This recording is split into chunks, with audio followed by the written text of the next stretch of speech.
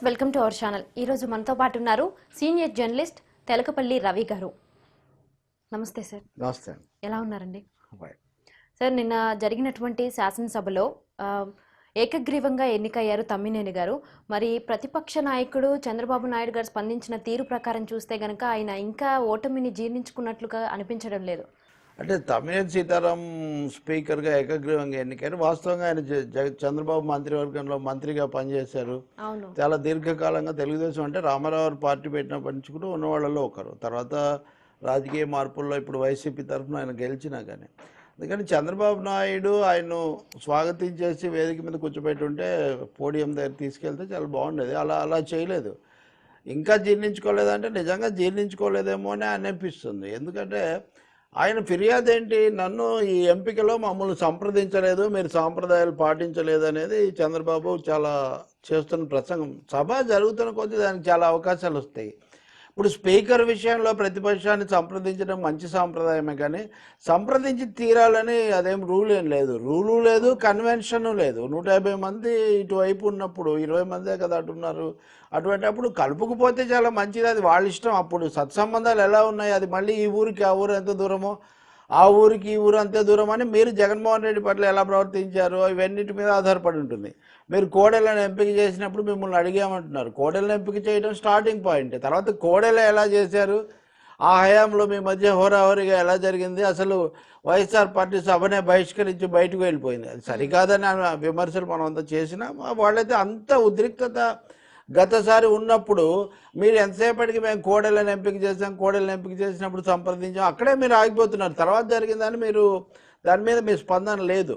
ఇంకోటి ముఖ్యమంత్రి ఫిరాయింపులు ఇలాంటి విషయాలన్నీ కూడా గత సభలో మమ్మల్ని చాలా హర్ట్ చేశారు, మమ్మల్ని అవమానించారు, 23 మంది మా సభ్యులను కొనుక్కున్నారు, ఇది అధికార పక్షం యొక్క ప్రధాన ఫిర్యాదు. ఇవన్నీ ఉన్నప్పుడు వాళ్ళు మీ దగ్గరికి వచ్చి చందన తాంబూలాలు ఇచ్చి మీ సహకారం ఇవ్వండి అని అడిగే పరిస్థితి లేదు. ఆ వాతావరణమే లేదు. నేను ముందు నుంచి చెప్తున్నాను, ఒక అసహనం, ఒక వేడి వాతావరణంలో ఈ సభ మొదలైంది. దానికి తగినట్టే ఉంది.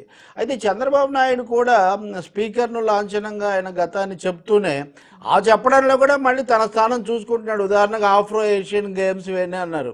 అవన్నీ తనున్నప్పుడు చాలా ఘనంగా జరిపారనే ఒక అభిప్రాయం. దాన్ని కూడా ఆయన గుర్తు చేసే ప్రయత్నం చేశారు. సరే, ఆ విషయం పక్కన పెడితే మమ్మల్ని అడగలేదు కాబట్టి మేము బలపరచలేదు, అడిగుంటే బాగుండేది అన్నారు. వాళ్ళు సాంప్రదాయం పాటించలేదు, అడగలేదు కాబట్టి. మరి స్పీకర్ను వేదిక మీదకి తీసుకుపోవడం అనే సాంప్రదాయం ఉంది కదా, మీరు ఆ సాంప్రదాయాన్ని పాటించుంటే ఇది రెండో దశ కదా. ఎలక్షన్లో నామినేషను అదంతా మొదటి దశలో సాంప్రదాయాన్ని పాటించలేదని అంత విమర్శ చేస్తున్నవారు రెండో దశలో సాంప్రదాయాన్ని మీరు పాటించి ఆ తర్వాత చెప్పుంటే చాలా బాగుండేది కదా. మీరు కూడా పాటించలేదు. ఎందుకు పాటించలేదంటే మమ్మల్ని పిలవలేదు. మమ్మల్ని పిలవలేదంటే అన్ని పార్టీలు రమ్మన్నాం కదా అని వాళ్ళు చెప్తున్నారు. ఇక్కడ అంటే ప్రతిపక్ష నాయకుడు మాజీ ముఖ్యమంత్రి చంద్రబాబు నాయుడు గారిని కూడా రమ్మని పిలవలేదు అనే ఆయన ఫిర్యాదు కావచ్చు. ఇప్పుడు అంత పరిస్థితి ఇప్పుడు ఇక్కడ ఉందా? రెండోది, ఇక్కడ ఫోకస్ ఎవరు? ఫోకస్ చంద్రబాబు కాదు, జగన్ కాదు, ఫోకస్ తమ్మినేని సీతారాం. మరి ఆయన పట్ల మీరు పెద్దరికంగా వెళ్ళి అక్కడ కూర్చోబెట్టిన తర్వాత ఎట్లాగో మాట్లాడినప్పుడు ఈ విషయాలన్నీ మీరు మాట్లాడి ఉండొచ్చు. కాబట్టి ఒక విధంగా మీరు దాన్ని చేయలేదు. ఇక మూడవది, అసలు తమ్మినేని సీతారామును అభినందించడానికి ముందే సౌండ్ ఏమి తగ్గలేదు, పోరాటం ఏమి ఆగదు, ఇవన్నీ చెప్పడం ద్వారా అంటే మీ ఫోకస్ ఎంతసేపటి కూడా తెలుగుదేశం పార్టీ వెనక్కు తగ్గదు, పోరాడండి. అదేదో అదృశ్యం అయిపోతుందని నేను కూడా అనుకోలేదు, అవ్వాలని కూడా కోరుకోలేదు. కానీ అదే సమయంలో మీరు ముందు సమయం చూసి ముందు స్పీకర్ విషయంలో జరిగాక ఇవన్నీ చేసి ఉండాల్సింది. సో వీటన్నిటిలో ఏంటంటే తెలుగుదేశం కార్యకర్తలకనండి, శ్రేణులకనండి ఒక స్థైర్యం కల్పించాలనే ఆలోచన ఉన్నట్టుంది. రెండవది, మనం వివరాల్లోకి కనుకపోతే చంద్రబాబు నాయుడు మాట్లాడినప్పుడు నిజంగానే మెల్లగా మాట్లాడాడు. ఆయన మెల్లగా మాట్లాడినప్పుడు మాకు వినపడలేదు కాబట్టి వినిపించట్లేదు అని మేము అన్నాము. అంటే సౌండ్ సరిగ్గా లేదన్నారు. అంటే మీరు పెట్టిన మైకులే కదా అన్నారు. పెట్టింది మేమైనా ఇప్పుడు మీరున్నారు కదా, మీరు పని చేయించండి అని ఆయన అన్నారు. ఈ పెద్ద సీక్వెన్స్ ఉంది. ఈ సీక్వెన్స్లో జోక్గా ఉన్నదాన్ని కాస్త అందులో నుంచి ఒక పొలిటికల్ మెసేజ్ చెప్పడానికంటే సౌండ్ తగ్గదు, పోరాటం తగ్గదు, ఎవరు అనుకుంటారు? 40 మాటకు మాట అంటే దీని ద్వారా చంద్రబాబు నాయుడు నేనేం తగ్గలేదు అని. అప్పుడు 9 మందే ఉన్నారట, గెలిచిందా 23 మంది. కానీ చంద్రబాబుకు వీళ్లకు మధ్యలో ఈ వాదోపవాదాలు జరుగుతున్నప్పుడు తెలుగుదేశం సభ్యులు 9 మందే ఉన్నారు. సో అప్పుడు మళ్ళీ మిగిలిన వాళ్ళని తీసుకొచ్చారు. ఈ నేపథ్యం అంతా ఉంది. మరి ఆయన ఫోకస్ ఎంతసేపటికి కూడా మేము పోరాడతామని చెప్పడం, రెండో రోజు నుంచి మూడో రోజు నుంచి లేదా వచ్చే సమావేశాల నుంచి మీరు పోరాడవచ్చు. జీర్ణించుకోగలిగారని మీరు అడిగిన దానికి చెప్పాలంటే, ఒకటి తను నేను ఉంటాను మీతో పాటు గట్టిగా పోరాడతాననే సందేశం ఇవ్వదలుచుకున్నారు. దానికి స్పీకర్ అభినందన కంటే ముందు పెద్దపీట వేశారు.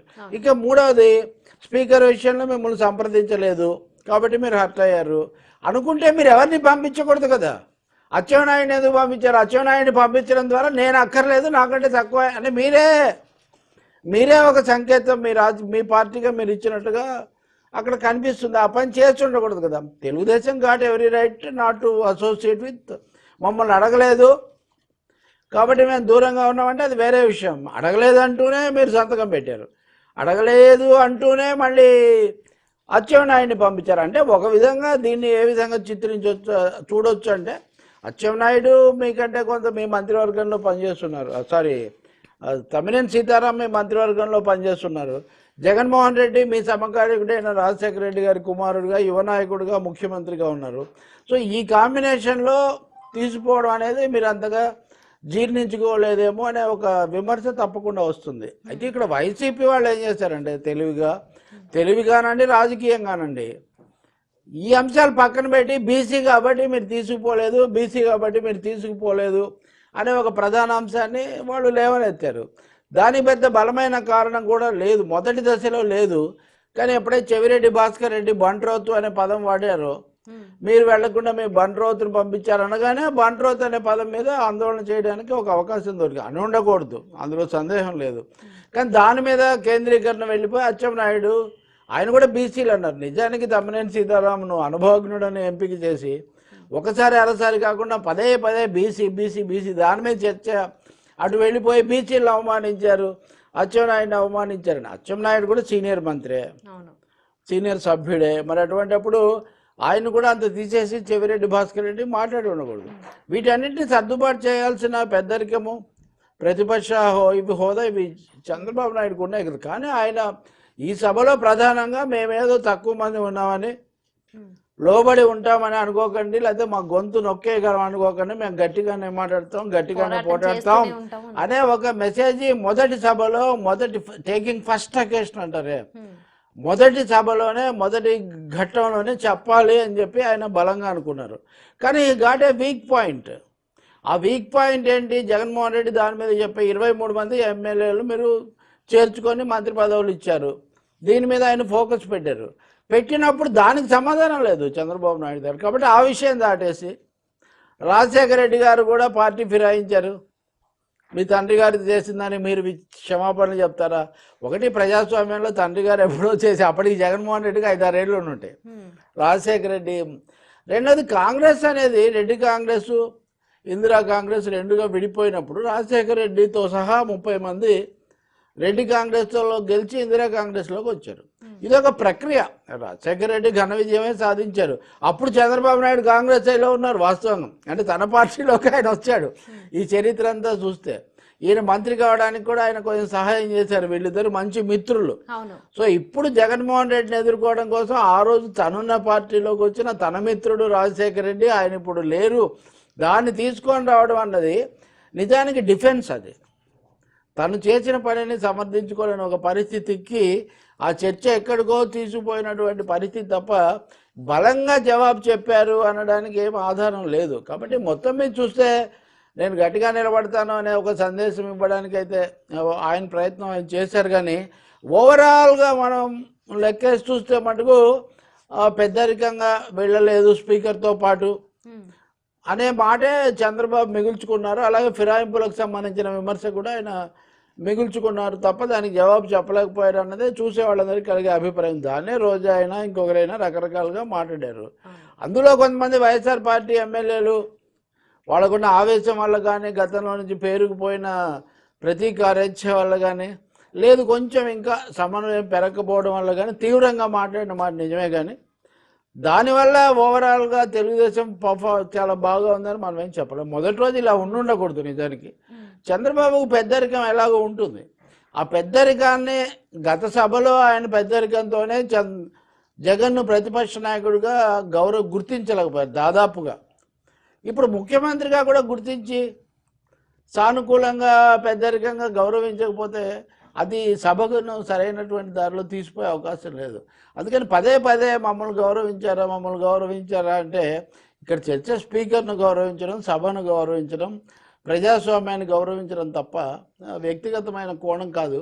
సో ఫస్ట్ డే డైవర్షన్ ఎందుకంటే అసర్షన్ కోసం తెలుగుదేశం ఉంటుంది. కాబట్టి ఐ థింక్ తెలుగుదేశం కూడా ఈ వ్యూహాన్ని ఆలోచించుకోవాలి. అంటే గట్టిగా చెప్పాము, మొదటి రోజే పోట్లాడామని వాళ్ళు అనుకోవచ్చు, కానీ ఒక పొలిటికల్ మెసేజ్ అయితే ఓటమిని మేము స్వీకరిస్తున్నాము అది కూడా ఉండాలి కదా. ఓడిపోయాక కూడా నా 40 ఏళ్ళ ఇండస్ట్రీ అంటే మీకు 40 మంది కూడా గెలవలేదు కదా. కాబట్టి వైఎస్ఆర్ పార్టీ సంయమనం చూపించడం ఎంత అవసరమో అధికారంలో ఉండి, ప్రతిపక్షంలోకి వచ్చిన తెలుగుదేశం నమ్రత, మోడెస్టీ, హ్యూమిలిటీ చూపించాల్సిన అవసరం ఉంది కదా. చంద్రబాబు గొంతులో అది మటుకు ఎక్కడ లేదు.